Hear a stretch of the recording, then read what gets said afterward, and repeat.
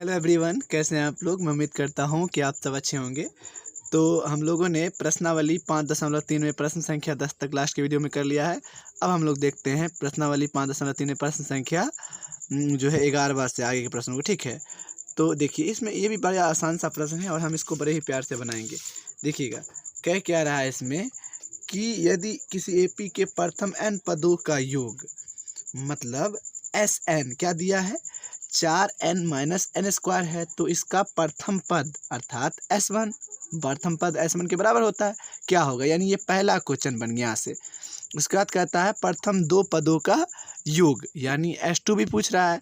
उसके बाद कह रहा है कि दूसरा पद यानी A2, इसी प्रकार तीसरे यानी A3 एवं 10वें यानी A10 और nवें यानी nवा पद ज्ञात करना। तो इसमें 4-5 क्वेश्चन कर रहा है और बड़े ही आसानी से हम इसको बनाने वाले। देखिएगा बहुत प्यार से 11 का हमें क्या लिखना है, अभी उत्तर लिखना है। देखिएगा तो सबसे पहले तो देखिए दिया क्या है, तो कहिएगा सर दिया क्या है। तो दिया हुआ है यहाँ पे सबसे बड़ी बात कि Sn यानी n पदों का योग बराबर जो आपको दे दिया है वो क्या दे दिया है 4n-n² ये दे दिया है।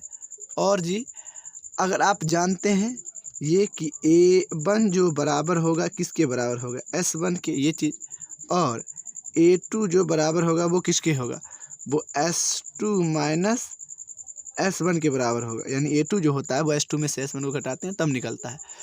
तो अब जो है जब हम यहाँ पे एक AP पहले बनाएंगे उसके बाद A1 और A2 निकाल के AP बनाएंगे तभी तो होगा। पहले बार क्या करते हैं, जब n बराबर क्या रख देते हैं यहाँ पे 1, n बराबर क्या हो 1 हो, तभी ना A1 A2 बनेगा, तभी तो AP बनेगा। तो S1 बराबर 4 गुने 1 होगा ना यहाँ पे -1 का स्क्वायर, यानी कि 4 - 1 बराबर क्या आ गया आपके पास 3, यानी S1 क्या आ गया 3। ये चीज़ें हैं। अब जो है अब क्या देखना है हमको S2। तो जब हमको क्या करेंगे n बराबर 2 रखेंगे, ये अपने मन से रखा जाता है, ठीक है 2 हो तो वही लिखिएगा S2 बराबर 4 गुने वहाँ पे 2 -2 का स्क्वायर। अब यहीं से तो 4 दूना 8 -2 दूना 4, तो आपके पास क्या आ गया जी, तो सर जी 4 आ गया। S2 क्या आ गया 4 आ गया। तो आपने क्या करा S1 निकाल लिया, यानी A1 तो बराबर होता है S1 के, तो A1 तो 3 आ गया। लेकिन A2 निकालने के लिए क्या करते हैं हम लोग, यहाँ पे A2 का सूत्र क्या है, तो सर S2 माइनस S1 है, तो S2 आपने क्या निकाला है 4 और S1 क्या निकाला है, तो सर जी 3। यही चीज़ है। तो यहाँ पे क्या आ गया 1, यानी A2 जो आ गया वो क्या आ गया आपका, वो आ गया 1। तो जब A2 1 आ गया है तो AP क्या हुआ, तो प्राप्त AP। तो सर AP में क्या होता है भाई, तो होता है A1 A2 A3 dot dot लिखा रहता है, तो बस 2 से तो काम चल जाएगा अपना। तो A1 क्या है अपना निकाला है 3, और ये जो निकाला है वो क्या निकाला 1, तो ये आपका AP 1 3 प्राप्त हो गया। आगे भी निकाल सकते हैं, कोई दिक्कत नहीं, यहीं से काम हो जाएगा। तो इससे AP से आप अपना D और प्रथम पद निकाल लीजिएगा। तो बताइए प्रथम पद क्या हो गया यहाँ पे, प्रथम पद बताइए, तो सर जी प्रथम पद यानी A बोलिए या फिर A1 बोलिए, ये आ गया आपका 3। ठीक है सर, चलिए अब D यानी सारवंतर क्या हो जाएगा, तो सर 1 में से क्या घटाना है आपको 3 घटाना, यानी आपके पास क्या आ गया -2। ये क्या आ गया आपका D आ गया है ना। तो ये तो आपका ज्ञात हो गया, क्योंकि इसमें जो पूछ रहा था कि अपना, तो इसका प्रथम पद ज्ञात हो गया S1, प्रथम दो पदों का योग, यानी आप दूसरा पद निकालना है ना।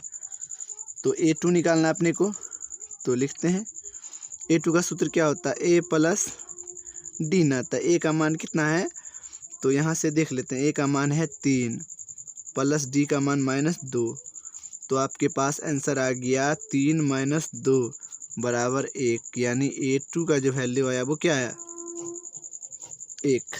चलिए अब क्या पूछ रहा है, तब पूछ रहा है दूसरा पद तो निकाल दिया, अब तीसरा पद। तो तीसरा पद बस दिक्कत नहीं मानना आपको, है ना। तीसरा पद आराम से बनाते रहना, यानी A3 बराबर हम सूत्र जानते हैं A प्लस क्या 2D। ठीक है जी। तो तीसरा पद का होगा A प्लस 2D फार्मूला। तो A का मान कितना है 3 है, और प्लस 2 गुने माइनस का 2 है D का मान। तो 3 प्लस माइनस का 4 है, यहाँ पे क्या आ गया 3 माइनस 4, माइनस प्लस माइनस, यहाँ पर आ गया माइनस का 1। ये आपका क्या निकल गया A3 क्या निकल गया बताइए। तो सर जी -1। ये आपको आंसर हम हर जगह घेर रहे हैं आपको, है ना। ये चीज़ें थी, और यहाँ ये सब, ये आपका आंसर आ रहा है। और अब क्या पूछ रहा है, तीसरा पद और 10वां पद भी पूछा है। तो चलिए अब 10वां पद निकाल देते हैं। तो 10वां पद, तो सर जी 10वां पद यानी A10 बराबर आप जानते हैं ना A प्लस 9D। तो कोई दिक्कत नहीं है ना, A प्लस 9D। तो A का मान आपको जो है वो कितना है, तो 3 सर जी, प्लस 9 गुने D का मान तो आप जानते हैं -2। तो ये आ गया 3 माइनस 9 दूना 18, और यहाँ पे आ गया आपका माइनस का 15। ये आपका A10 आ गया, क्या आ गया A10 आ गया माइनस का 15। कोई दिक्कत। तो ये आपका हो गया A10, ये क्या आ गया आपका माइनस का 15। अब लास्ट क्वेश्चन पूछा है nवां पद। तो nवां पद भी निकाल देते हैं, क्या दिक्कत है। nवां पद यानी An बराबर A plus n-1 into D। ठीक है सर। तो A plus n-1 into D। तो A का मान कितना है, तो सर 3 प्लस n का मान तो नहीं है, तो नहीं देंगे, n-1 इंटू D का मान कितना है, तो -2, तो -2 रख दिया।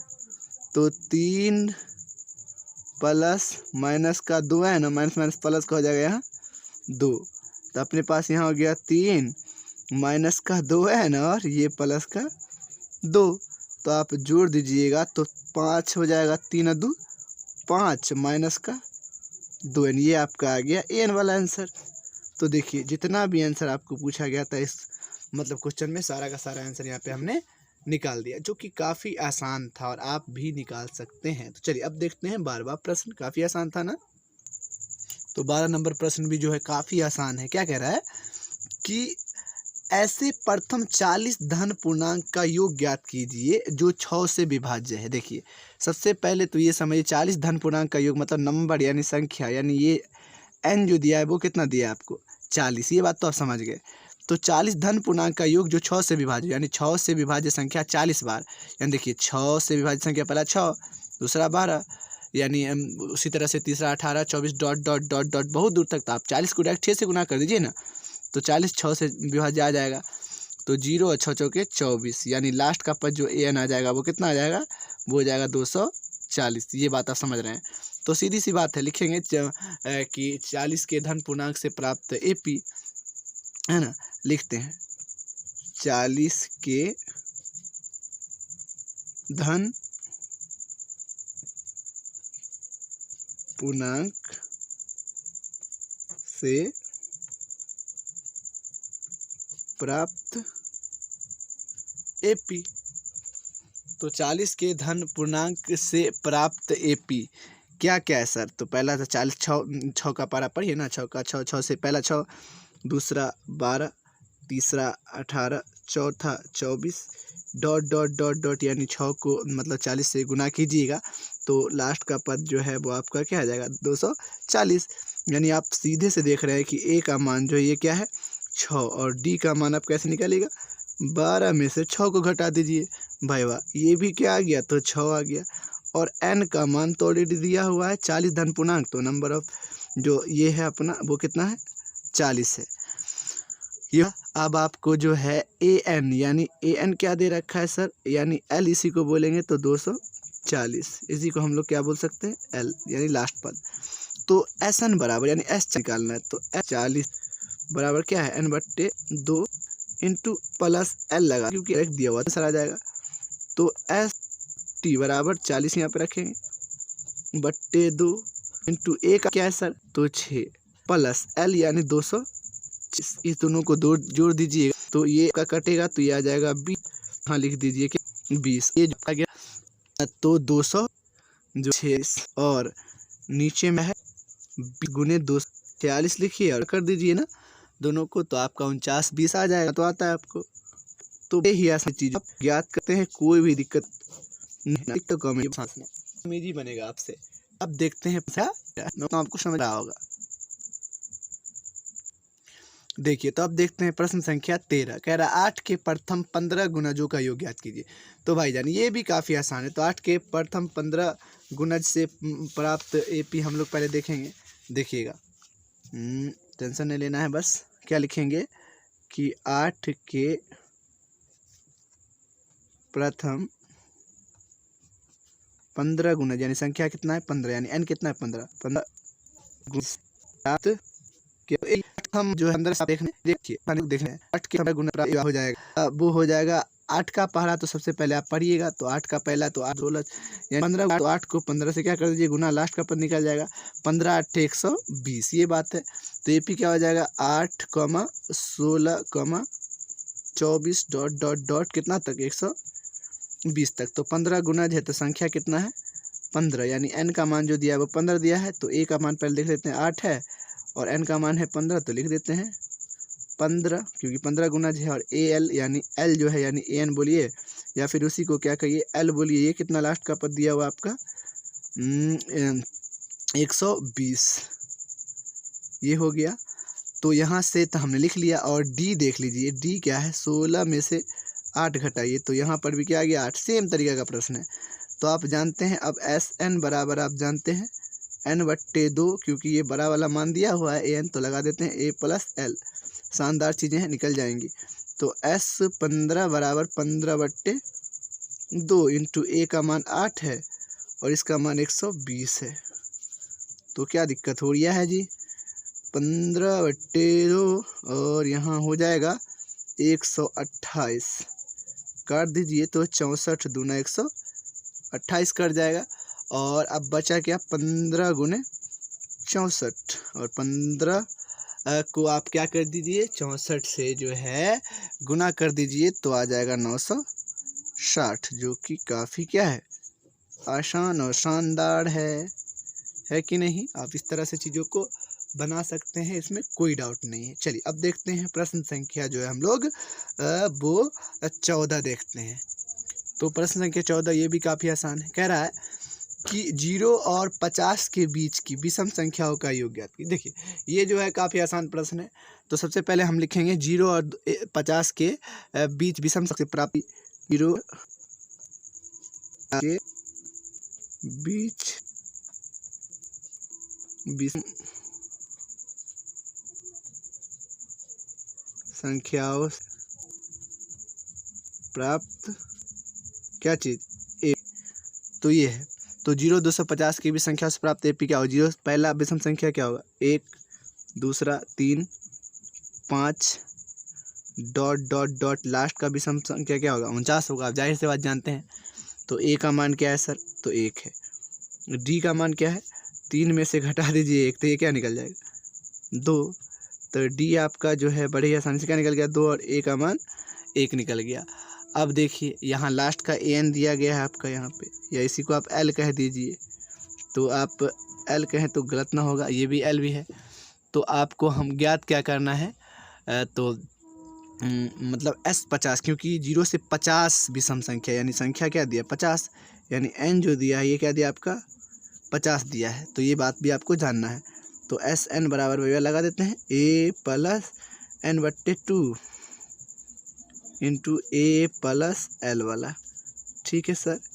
तो n/2 यानी 50/2, क्योंकि संख्या 50 है ना 0 से 50 विषम संख्या, तो 50 देंगे ना n का मान /2 इंटू a + l। तो a का मान जो है वो आ गया आपका 1 और l जो है वो क्या है 49। तो चलिए ठीक है।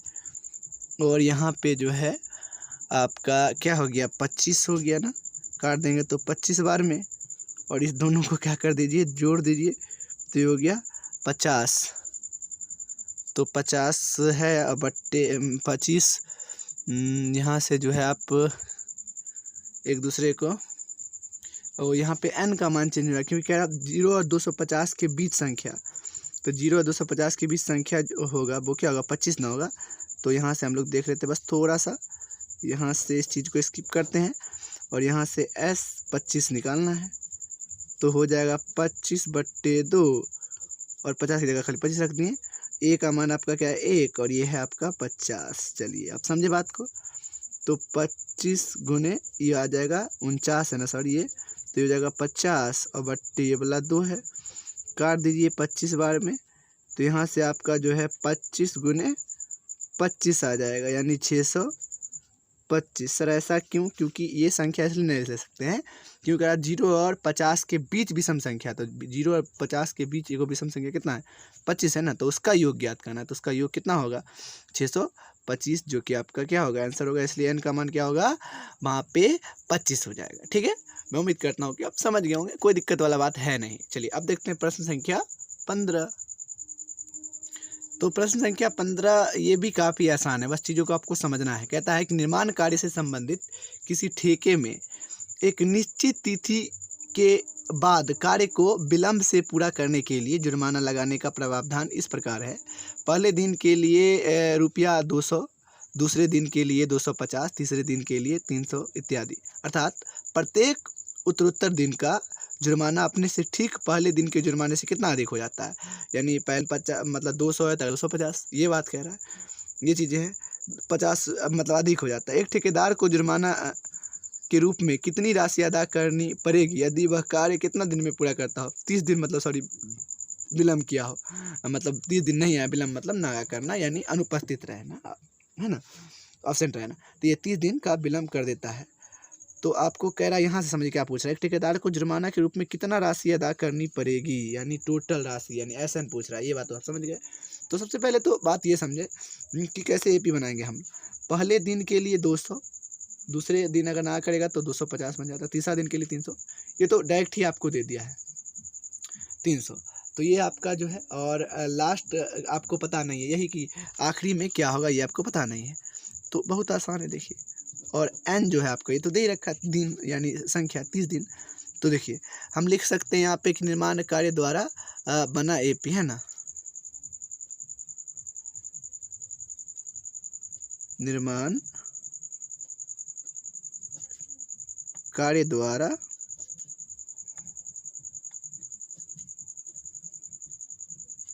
बना एपी।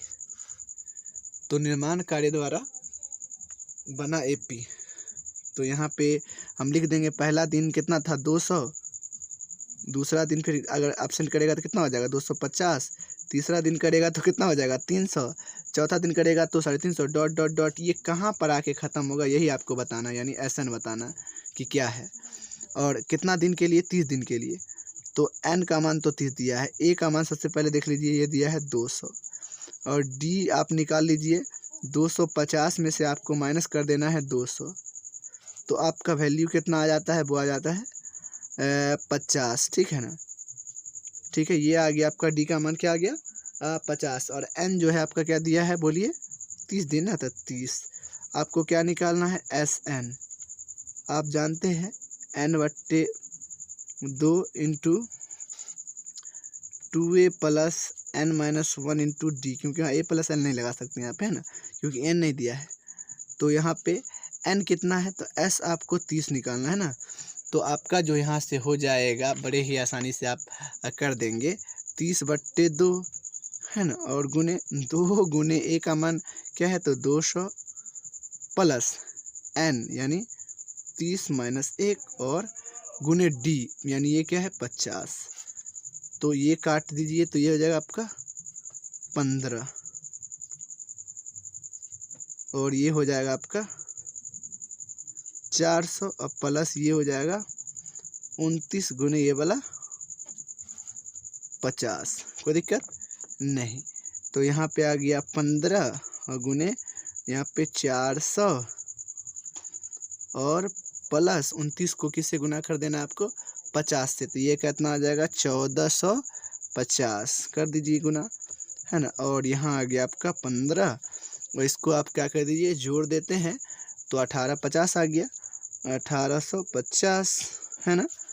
ये तो जोड़ घटा है। और इसको क्या कर दीजिए, 15 को गुना कर देना है कितना से, 1850 से, तो क्या आ जाएगा करने के बाद 27,750, 27,750, जो कि ये सब आप करिए, आपका काम है गुना भाग करना, है ना।